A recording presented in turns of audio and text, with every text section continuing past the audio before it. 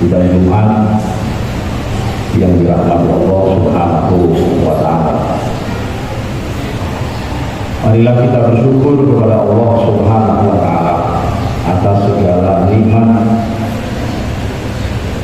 inayah serta hidayah yang senantiasa Allah curahkan dan Allah anugerahkan kepada kita semua, sehingga pada siang hari Jumat yang diberkahi ini kita semua masih diberi nikmat sehat jasmani dan rohani, nikmat umur yang panjang, sehingga dapat hadir memenuhi panggilan Allah Subhanahu wa Ta'ala dalam rangka menunaikan ibadah sholat Jumat berjamaah.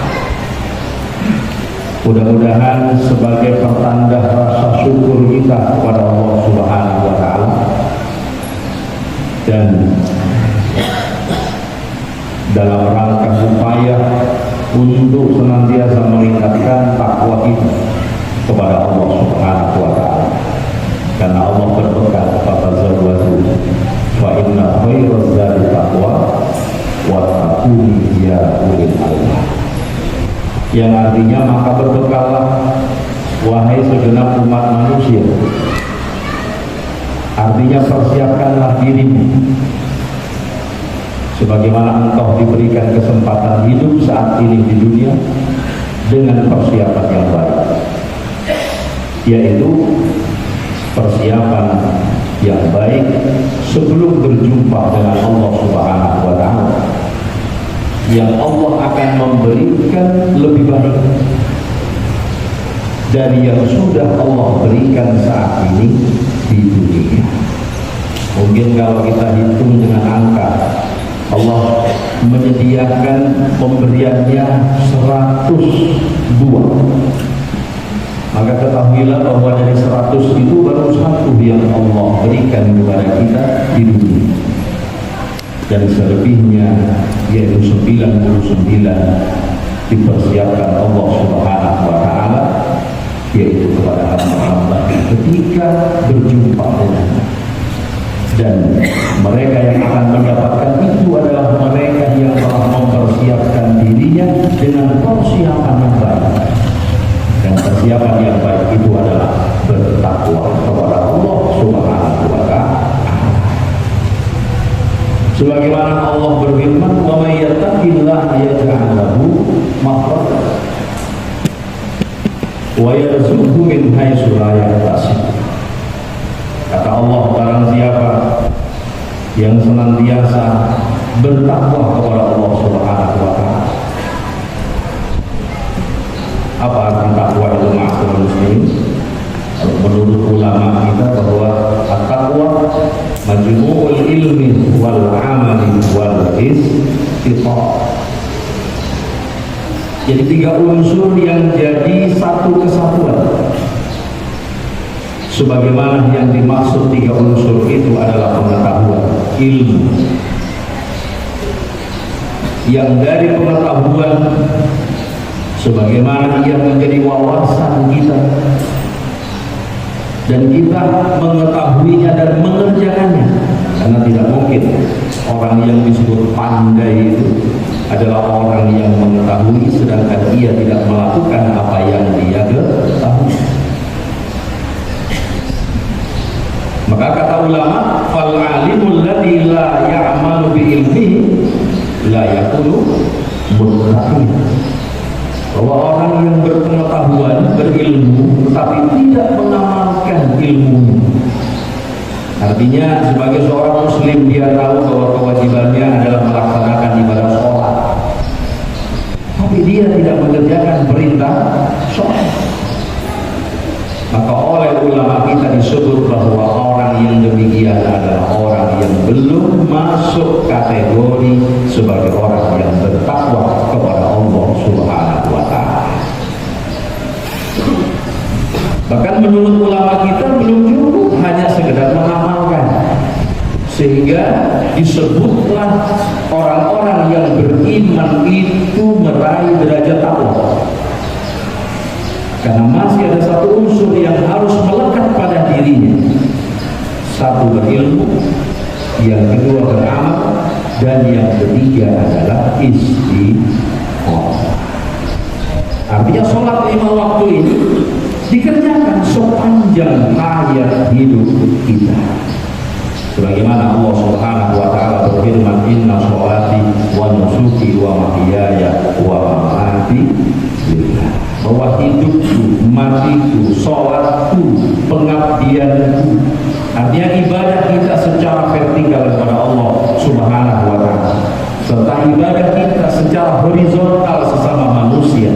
Jangan lupa bahwa tujuan itu semua harus niat baik hanya kepada Allah Subhanahu wa taala dan bukan untuk pamrih, ingin mendapatkan sesuatu, apakah itu jabatan ataupun sekedar mendapatkan materi, tidak. Tapi harus betul-betul kita niatkan semata-mata karena Allah Subhanahu wa taala. Maka Allah akan memberi yang lebih dari yang sudah Allah berikan saat ini di dunia. Maka dalam ayat itu, ma'asyiral muslimin, Allah berkata, Allah berfirman bahwa orang-orang yang bertakwa kepada Allah Subhanahu wa taala, yaj'al lahu makhraja. Setiap menghadapi apapun problematika kehidupan saat ini di dunia, maka Allah akan hadirkan solusi. Dan tidak sekedar itu, ma'asyiral muslimin, urusan yang tadinya susah menjadi mudah karena siapa? Karena Allah Subhanahu wa taala. Jadi jangan pernah merasa bahwa kesuksesan kita menjalankan aktivitas dunia itu karena kekuatan kita, karena hebatnya kita, bukan. Semua yang menyelesaikan hanya Allah Subhanahu wa taala. Bahkan Allah menjanjikan kepada orang-orang yang bertakwa yaitu rizki yang berlimpah. Wa yarzuqhu min haitsu la yahtasib. Bahkan Allah tidak hanya memberi jalan keluar setiap menghadapi masalah yang ada, tetapi Allah juga menjanjikan akan memberikan rizki yang melimpah, sekalipun manusia tidak tahu dari arah mana rezeki itu sampai kepada kita. Ma'asyiral muslimin wa zumratal mu'minin rahimakumullah, saat ini kita berada di dalam musim pelaksanaan ibadah haji, dan Allah memanggil hamba-hambanya agar menunaikan satu kewajiban ini kepada Allah Subhanahu wa taala, sebagaimana Allah sebutkan dalam firman-Nya, walillahi 'alan nasi hijjul baiti man istata'a ilaihi sabila wa man kafara fa innallaha ghaniyyun 'anil 'alamin. Bahwa kewajiban manusia kepada Allah Subhanahu wa taala diantaranya adalah melaksanakan ibadah haji. Ibadah haji tidak seperti ibadah sholat, karena mungkin sholat cukup dengan tenaga saja, cukup dengan persiapan mental saja, sementara ibadah haji juga membutuhkan namanya bekal harta. Sebagaimana harta itu adalah titipan ataupun amanah dari Allah Subhanahu wa taala. Bahkan ketika manusia ingkar terhadap kewajibannya, sebagaimana Allah perintahkan, Allah hanya menyampaikan kepada manusia, ketahuilah wahai manusia, bahwa Allah tidak menginginkan harta kekayaan kita semua,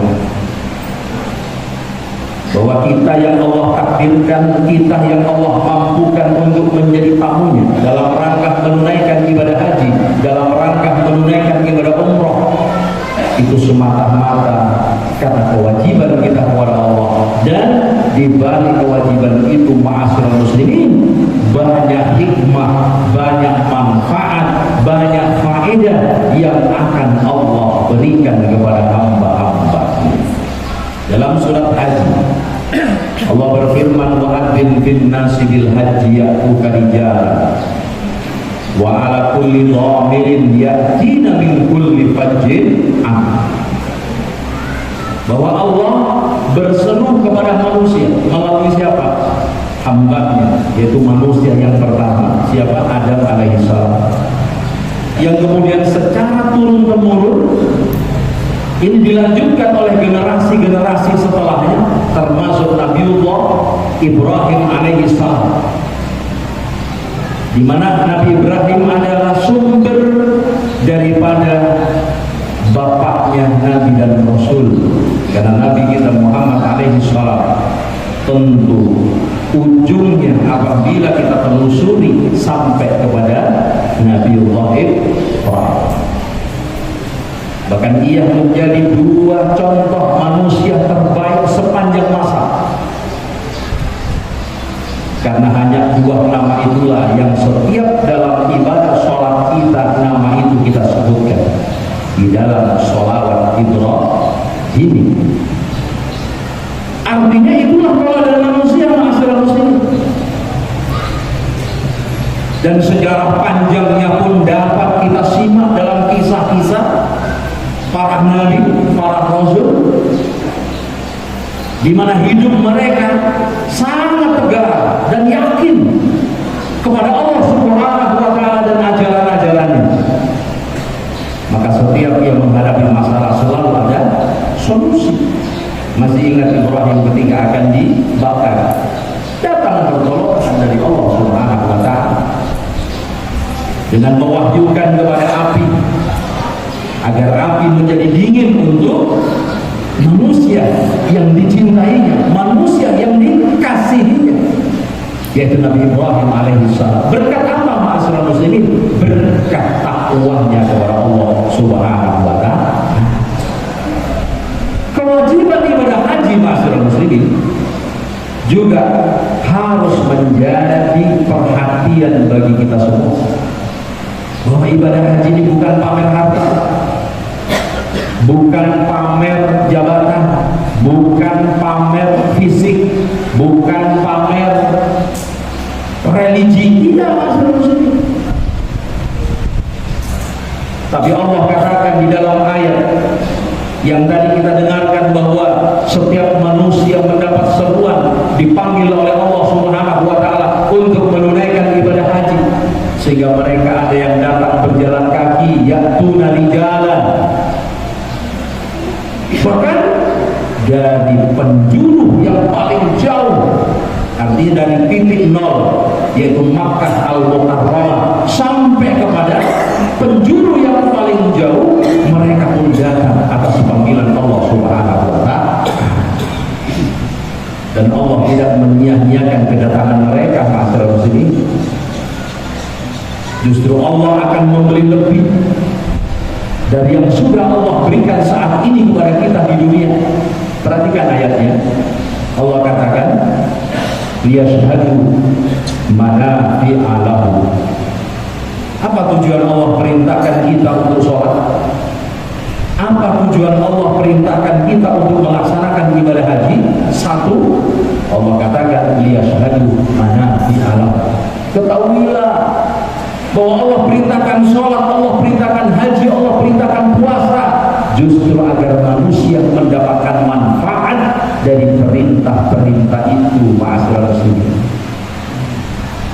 Kita kaji secara kesehatan, sisi kesehatan, bahwa di antara ritual ibadah haji, selain puncaknya adalah wukuf di padang Arafah, dan tidak ada zikir yang terbaik bagi tamu-tamu Allah yang melaksanakan ibadah haji dalam puncaknya adalah wukuf, kecuali berzikir la ilaha illallah. Kita semua sudah tahu bahwa kalimat la ilaha illallah adalah kunci surga. Artinya siapapun belum terucap dari lisannya kalimat tauhid ini, pastikan bahwa Allah tidak akan pernah membuka baginya surga yang Allah janjikan. Maka dari itu ma'asyiral muslimin, Allah memanggil hambanya agar supaya mendapatkan yang lebih dari yang sudah Allah berikan di dunia. Dan apa yang Allah janjikan di akhirat itu tidak sebanding ma'asyiral muslimin dengan yang Allah janjikan. Kenikmatan-kenikmatan yang Allah janjikan berikan untuk kehidupan kita di alam akhirat sana. Maka secara kesehatan ma'asyiral muslimin, Allah perintahkan haji.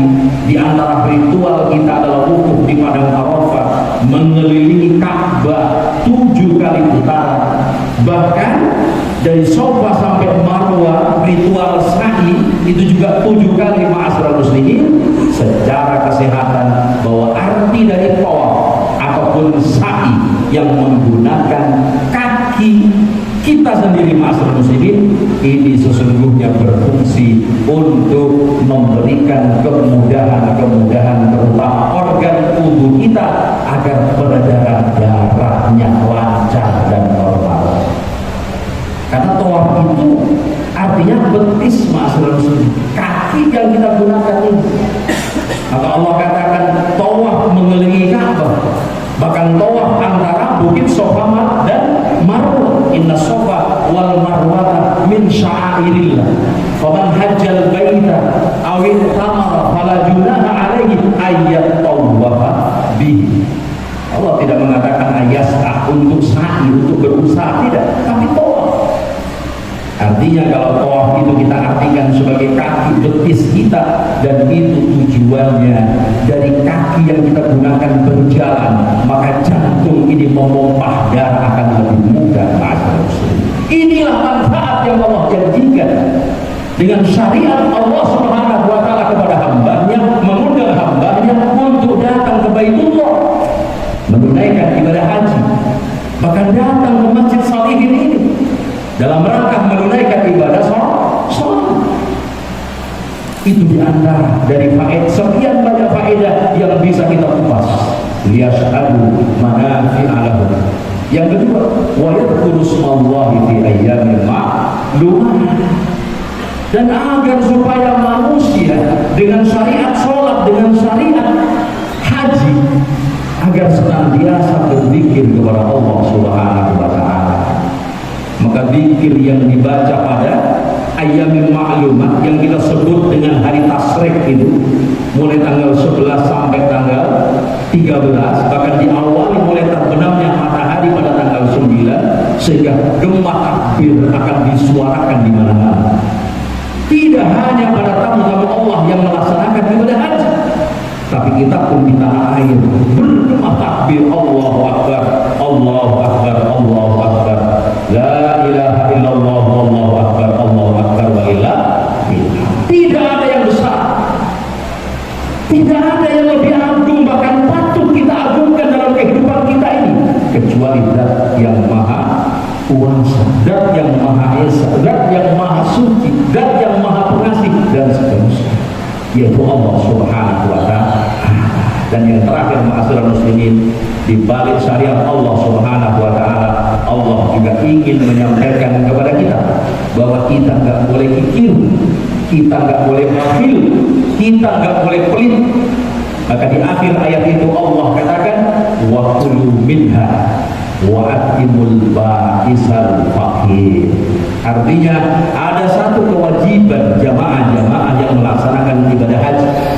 Kalau kita yang ada di tanah air diperintahkan Allah untuk berkorban, maka jamaah haji atas rasa syukurnya kepada Allah Subhanahu wa ta'ala bisa melaksanakan ibadah haji, maka kurban yang dilaksanakan pada saat ia melaksanakan haji maka disebutlah dengan al-hadyu. Kalau mensyukuri nikmat kelahiran putra dan putri kita, itu disebut dengan aqiqah. Maka Allah perintahkan wa kulu minha, artinya dari hewan kurban yang engkau sembelih atas kesuksesanmu melaksanakan ibadah haji, kamu diminta oleh Allah Subhanahu wa ta'ala untuk mengenal saudara-saudara.